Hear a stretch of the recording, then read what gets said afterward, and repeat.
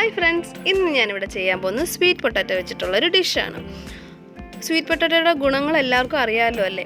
അപ്പോൾ നമുക്ക് ആദ്യം ചെയ്യേണ്ടതെന്ന് വെച്ച് കഴിഞ്ഞാൽ 2 സ്വീറ്റ് പൊട്ടാറ്റോ എടുത്ത്, ഇതിപ്പോൾ അത്യാവശ്യം ഒരു മീഡിയം സൈസ് ആയതുകൊണ്ട് ഞാൻ ഒരെണ്ണം എടുത്തിട്ടുള്ളൂ.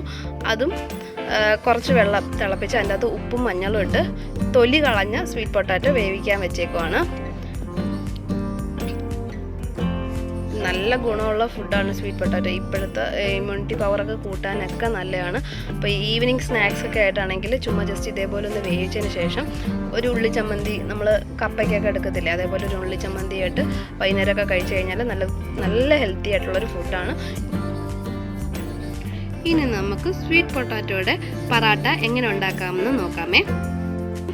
ആദ്യം ഒരു പാൻ ചൂടാക്കാം. അതിലേക്ക് കുറച്ച് എണ്ണ ഒഴിച്ചതിന് ശേഷം ഒരു ചെറിയ കഷ്ണം ഇഞ്ചി കൊത്തി അരിഞ്ഞത്, ഒരു സവാള കൊത്തി അരിഞ്ഞത്,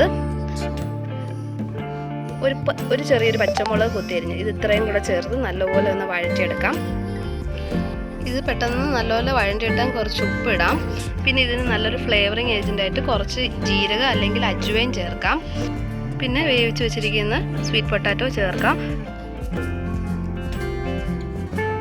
തടിയുടെ സ്പൂൺ വെച്ചാലും ഉടയ്ക്കണം. കാര്യം ഇതിനകത്ത് കട്ട കെട്ടി ഇരുന്ന് കഴിഞ്ഞാൽ നമ്മൾ പറാട്ട പരത്തുമ്പോഴത്തേക്ക് അത് പറാട്ട പൊട്ടിപ്പോകാനുള്ള ചാൻസസ് കൂടുതൽ. ഒരു ലേശം വെള്ളം ഒഴിച്ച് കഴിഞ്ഞ് നല്ല സ്മൂത്താക്കി എടുക്കുക. ഒരു ലേശം മാത്രം ഒഴിക്കാവുള്ളൂ, ഒരുപാട് വെള്ളം ആവരുത്. സ്മൂത്താക്കി എടുത്തതിന് ശേഷം ഇത് തണുക്കാൻ വെച്ചിട്ട് തണുത്തിട്ട് നമ്മൾ കുഞ്ഞു ബോൾസായിട്ട് മാറ്റി വയ്ക്കാം. ഇനി 1 കപ്പ് മാവ് എടുത്ത് നമുക്ക് നോർമൽ ചപ്പാത്തി കുഴയ്ക്കുന്ന പോലെ കുഴച്ചെടുക്കാം. ഒരുപാട് കട്ടിയാവാനും പാടില്ല, ഒരുപാട് ലൂസ് ആവാനും പാടില്ല. അത് അത്യാവശ്യം നല്ലൊരു വലിപ്പം, ഒരു നാരങ്ങ വലിപ്പത്തിലുള്ള മാവിൻ്റെ ഉള്ളിലേക്ക് കുഞ്ഞ് ചെറിയ നെല്ലിക്ക വലിപ്പമുള്ള നമ്മുടെ സ്വീറ്റ് പൊട്ടാറ്റോയുടെ മിക്സ് ഫില്ല് ചെയ്തതിന് ശേഷം ഒരു ചെറിയ ബോളാക്കി അത് നമുക്ക് പരത്താൻ നേരത്ത് ശ്രദ്ധിക്കേണ്ട ഒരു കാര്യം എന്ന് വെച്ച് കഴിഞ്ഞാൽ ഒരുപാട് പ്രഷർ കൊടുക്കരുത്. ഒരുപാട് പ്രഷർ കൊടുത്തു കഴിഞ്ഞാൽ ഇത് പൊട്ടിപ്പോവും.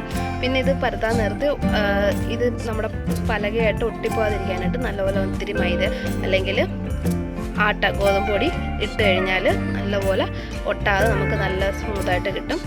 അപ്പോൾ ഇതിങ്ങനെ പരത്തിയെടുക്കുക. ഇതിന് ഒട്ടും പ്രഷർ കൊടുത്തിട്ടില്ല, നല്ല സ്മൂത്തായിട്ട് ഈ ഒരു തിക്നെസ് മതിയാവും. എന്നിട്ട് നമുക്കിത് നല്ല ചൂടായി കിടക്കുന്ന തവയിലോട്ടിട്ട് ചുട്ടെടുക്കാം. ഇത് അവിടെ ചുടുന്ന സമയത്ത് തന്നെ നമുക്ക് നേരത്തെ പോലെ അടുത്ത ബോൾ ഫില്ല് ചെയ്ത് പറാട്ട പോലെ പരത്തിയെടുക്കാം.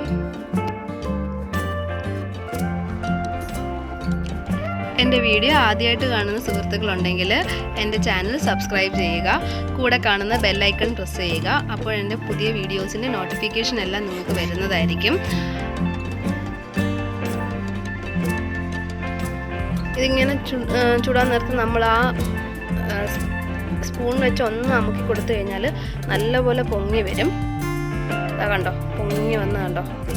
അപ്പം ഇങ്ങനെ കണ്ടോ പൊങ്ങി വന്നു. അപ്പോൾ ഇത് എടുത്ത് നമ്മളിട്ട് ഇത് നമ്മളൊന്ന് ജസ്റ്റ് ഒന്ന് മുറിച്ചെടുക്കുമ്പോഴത്തേക്ക് ഈ പറാത്ത ആയതുകൊണ്ട് നമുക്ക് ഈ 2 ലെയർ പോലെ കാണാൻ പറ്റും. അതിൻ്റെ അകത്ത് ഫില്ലിങ് ഇത് വീഡിയോയിൽ എത്രത്തോളം ക്ലിയർ ആവുമെന്ന് എനിക്കറിയാൻ വയ്യ. പക്ഷേ നല്ല ഇങ്ങനെ ഒരു പോക്കറ്റ് പോലെ കിട്ടും ഈ പറാത്ത. ഇനി ഇതിൻ്റെ ഒരു സിമ്പിൾ വേർഷൻ ഞാൻ കാണിച്ചു തരാം. പറാട്ട ചെയ്യാൻ മടിയാണ്, അല്ലെങ്കിൽ ഇങ്ങനെ കുഴയ്ക്കാനൊക്കെ ഒരു ആദ്യമായിട്ടൊക്കെ ചെയ്യാൻ നേരത്ത് പാടുള്ളവർക്കാണെങ്കിൽ നമ്മൾ ചപ്പാത്തി മാവ് കുഴച്ചതിന് ശേഷം ഈ മിക്സ് ഡയറക്റ്റ് ഇതിൻ്റെ അകത്തോട്ടിട്ട് നല്ലപോലെ ഉടച്ചെടുക്കണം.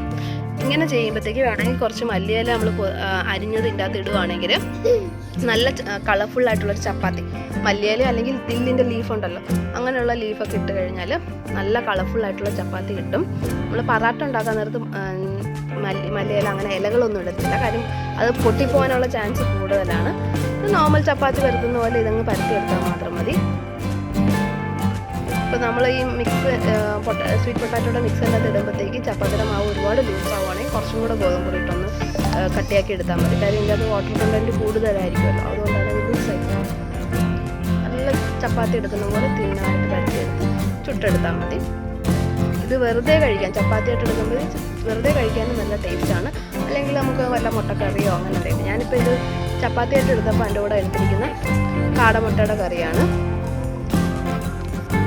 സ്വീറ്റ് പൊട്ടാറ്റോയുടെ പൊറോട്ട ആയിട്ട് എടുത്തപ്പോൾ എൻ്റെ കൂടെ എടുത്തത് കട്ടത്തൈരും അച്ചാറുമായിരുന്നു. അത് നമ്മളിപ്പോൾ ആലു പൊറോട്ടയൊക്കെ കഴിക്കുമ്പോൾ അങ്ങനെയാണല്ലോ കഴിക്കുന്നത്. അപ്പോൾ അങ്ങനെ കഴിക്കാൻ പറ്റും. അത് വെറുതെ കഴിക്കാൻ നല്ല രുചിയാണ്. എല്ലാവരും ട്രൈ ചെയ്ത് നോക്കണം, കുട്ടികൾക്ക് ഉണ്ടാക്കി കൊടുക്കണം, അഭിപ്രായങ്ങൾ പറയണം. എൻ്റെ ഈ വീഡിയോ ഇഷ്ടമായെങ്കിൽ ലൈക്ക് ഷെയർ ചെയ്യുക. അപ്പോൾ അടുത്ത വീഡിയോയുമായി വരുന്നത് വരെ ബൈ ബൈ.